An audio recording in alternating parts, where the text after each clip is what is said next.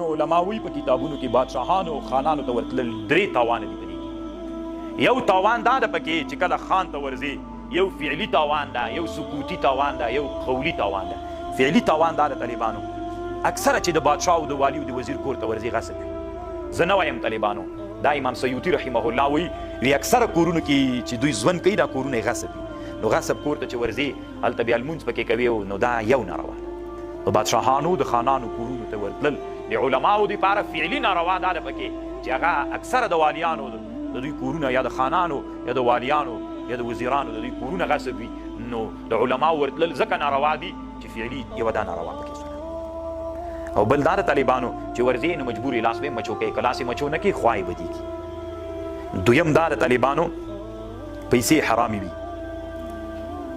اول ته طالبانو اسراف ډېر وي، په زینو کې پرشونه اوار وي که نه، چې ورځې په زینو کې فرش اوار وي، په دهلیز کې فرش اوار وي، کاته پرشونه اوار وي. د دې یو بل لوی تاوان دا ده اسراف ده.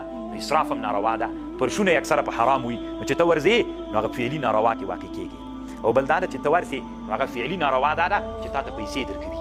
ته پیسې خو درکوي که نه وزیر والي ته چې ورسې یو 10,000 نو دغه روپۍ دله کمې کړي طالبان. دا اکثره طالبانو په حرامو باندې وي.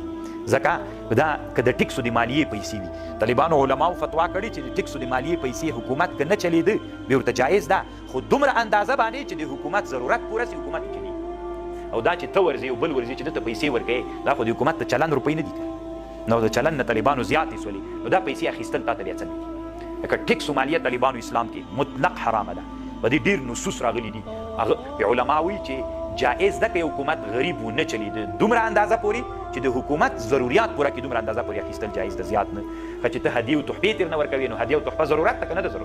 ضرورت نه ده. طالبانو چې ضرورت نه سو نو دا فعلي تاوان سو. سکوتي نارواوې پکې کمې دي طالبانو. سکوتي نارواوې دا دي چې د بادشاه او د والي او د وزیر مجلسونه طالبانو له عکسونو نه خالي نه وي، هلته عکسونه لګېدلي وي داسې. نو هغې ته چې ته ورغلې حق نسې ویللی، که ودې ویلې چپ پکې نه غلی به ناست دي. نو هم سیوطي اعتراض کړی ده، وایي که ته وایې چې حق نسم ویللی نو دا خو د ډار حالت د ډار حالت کې که سړی حق ونه وایي عفو. هم سیوطي وایي صحیح ده، دا ویلل به په ډار وي. نو ورتلل خو دې په خپل اختیار دي، مه ورځه که داسې یو مجلس ته چې هغه د معصیت مجلس ته مه ورځه. قولي ناروا دا ده چې هلته بادشاه سره به مبالغې ډېرې به کوي، ډېره کراره کراري ده، هېڅ خبره نشته، خلک ټول خوشحاله دي، خپلې مداهنې به کوي. لکه که داسې دې ورته ویلي چې کار ډېر خراب دی، بس د بادشاه سره نږدې خلک به دستي در باندې راپورته کوي دا مخالف دی.